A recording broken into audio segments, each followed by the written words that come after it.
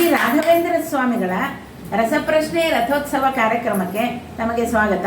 ಗಾಯತ್ರಿಯವರು ಹೇಳಬೇಕು ತಮ್ಮ ಹೆಸರು, ನೀವು ಒಂದ್ಸಲಿ ಜೋರಾಗಿ ಹೇಳ್ಬಿಡಿ. ನನ್ನ ಹೆಸರು ಗಾಯತ್ರಿ ದೇವಿ ವಾಸುದೇವರಾವ್. ಗಾಯತ್ರಿ ದೇವಿ ವಾಸುದೇವರಾವ್. ಓಕೆ. ತಾವು ಈ ಪಂಚೀಕರಣ ಇದು ಅದರಲ್ಲೆಲ್ಲ ಭಾಗವಹಿಸಿದ್ದೀರಿ.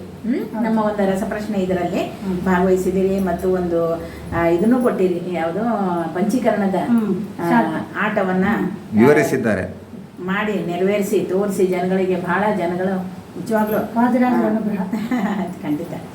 ಈಗ ರಾಯರ ಅನುಗ್ರಹವನ್ನು ಪಡ್ಕೊಳ್ಳೋಣ. ಮೊದಲನೇ ಪ್ರಶ್ನೆ ತಮಗೆ. ಶಂಕುಕರ್ಣನು ಪ್ರಪ್ರಥಮವಾಗಿ ಭೂಮಿಯಲ್ಲಿ ಏನಾಗಿ ಜನಿಸಿದನು? ಶಂಕುಕರ್ಣನು ಪ್ರಪ್ರಥಮವಾಗಿ ಭೂಮಿಯಲ್ಲಿ ಏನಾಗಿ ಜನಿಸಿದನು?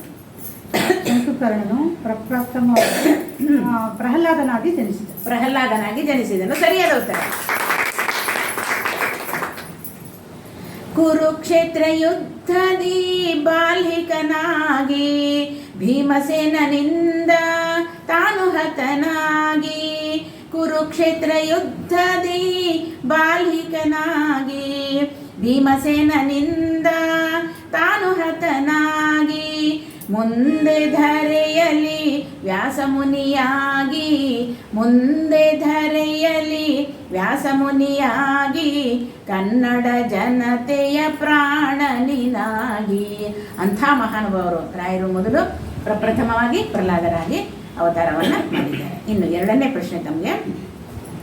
ವೀಣಾ ವಿದ್ವಾಂಸರಾದ ಕೃಷ್ಣ ಭಟ್ಟರು ಯಾವ ಗೋತ್ರದವರಾಗಿದ್ದರು? ವೀಣಾ ವಿದ್ವಾಂಸರಾದ ಕೃಷ್ಣ ಭಟ್ಟರು ಯಾವ ಗೋತ್ರದವರಾಗಿದ್ದರು? ಅವರು ಗೌತಮ ಗೋತ್ರದವರಾಗಿದ್ದರು. ಗೌತಮ ಗೋತ್ರ, ಹೌದಾ?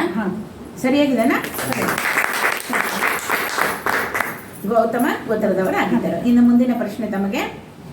ಪೂರ್ವ ದಿಕ್ಕಿಗೆ ರಾಯರು ಪ್ರಪ್ರಥಮವಾಗಿ ತಮ್ಮ ಎಲ್ಲ ಪ್ರಪ್ರಥಮವಾಗಿ ಬರ್ತಾ ಇದೆ ನಿಮಗೆ. ಪೂರ್ವ ದಿಕ್ಕಿಗೆ ರಾಯರು ಪ್ರಪ್ರಥಮವಾಗಿ ತಮ್ಮ ದಿಗ್ವಿಜಯ ಯಾತ್ರೆಯನ್ನು ಯಾವ ಕ್ಷೇತ್ರಕ್ಕೆ ಕೈಗೊಂಡರು? ಪೂರ್ವ ದಿಕ್ಕಿಗೆ ರಾಯರು ಪ್ರಪ್ರಥಮವಾಗಿ ತಮ್ಮ ದಿಗ್ವಿಜಯ ಯಾತ್ರೆಯನ್ನು ಯಾವ ಕ್ಷೇತ್ರಕ್ಕೆ ಕೈಗೊಂಡರು?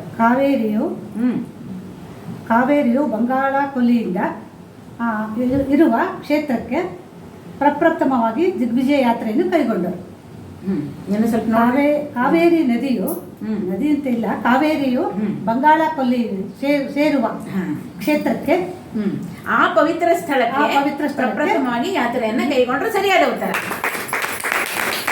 ಕಾವೇರಿಯು ಹರ್ಕೊಂಡು ಹೋಗಿ ಬಂಗಾಳ ಕೊಲ್ಲಿಯನ್ನು ಸೇರುವ ಪವಿತ್ರ ಸ್ಥಳ, ಆ ಸ್ಥಳದಲ್ಲಿ ಪ್ರಪ್ರಥಮವಾಗಿ ಯಾತ್ರೆಯನ್ನ ರಾಯರು ಕೈಗೊಳ್ತಾರೆ. ಸಾಗರವನ್ನು ಸೇರತಕ್ಕಂಥ ಸ್ಥಳ, ಸಂಗಮ ಸ್ಥಳ. ಸಂಗಮ ಸ್ಥಳ. ಇನ್ನು ಕೊನೆಯ ಪ್ರಶ್ನೆ. ಏನಾರು ತಮ್ಮ ರಾಯರ ಒಂದು ಇದ್ರ ಬಗ್ಗೆ ಏನಾರು ಹೇಳೋದಿದ್ರೆ ಹೇಳ್ಬೋದು ತಾವು. ನನಗಿಂತ ನಮ್ಮ ಯಜಮಾನರಿಗೆ ರಾಯರ ಬಗ್ಗೆ ಬಹಳ ನಂಬಿಕೆ. ಅವ್ರು ಫಸ್ಟ್ ಅಪಾಯಿಂಟ್ಮೆಂಟ್ ಬಾಗಲಕೋಟೆಲಾಯ್ತು. ನಂಬಿ ಕೆಟ್ಟವರಿಲ್ಲವೋ ಗುರುರಾಯರ, ನಂಬಿ ಕೆಟ್ಟವರಿಲ್ಲವೋ. ಅವರಿಂದ ನನಗೆ ಬಂತು. ಅವರು ತುಂಬಾ ಒಂದು ರಾಯರಲ್ಲಿ ತುಂಬಾ ಭಕ್ತಿ. ಒಂದಿದು ನಾವು ಅಂದ್ಕೊಂಡಾಗ ಹೋಗಕ್ಕಾಗಲ್ಲ, ಸುಳ್ಳು ಹೇಳಬಾರ್ದು, ಹೋಗಕ್ಕಾಗಲ್ಲ. ಆದ್ರೆ ಆದಾಗ ಹೋಗ್ತೀವಿ. ಒಂದ್ಸರಿ ಹೋಗ್ಬೇಕು ಅಂದ್ಕೋತೀವಿ, 1-2 ವರ್ಷ ಆಗಿಲ್ಲ, ಆಮೇಲೆ ಹೋಗ್ತೀವಿ.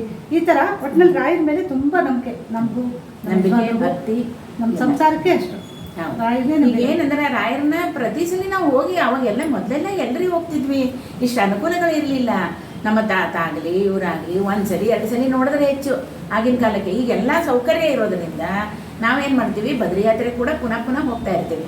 ಎಲ್ಲ ಸೌಕರ್ಯ ಇದೆ. ಹಾಗೆ ಈಗ ರಾಯರ ದರ್ಶನವನ್ನು ಪುನಃ ಮಾಡ್ಲಿಕ್ಕೆ ಸಾಧ್ಯ ಆಗುತ್ತೆ. ಆದರೆ ಕೆಲವರು ಏನಂದ್ರೆ ಅವ್ರ ಮನೆಯಲ್ಲಿ ಮತ್ತು ತಮ್ಮ ಹೃದಯದಲ್ಲಿ ರಾಯರನ್ನು ಯಾವಾಗಲೂ ಸ್ಮರಣೆ ಮಾಡ್ತಾ ಇರ್ತಾರೆ.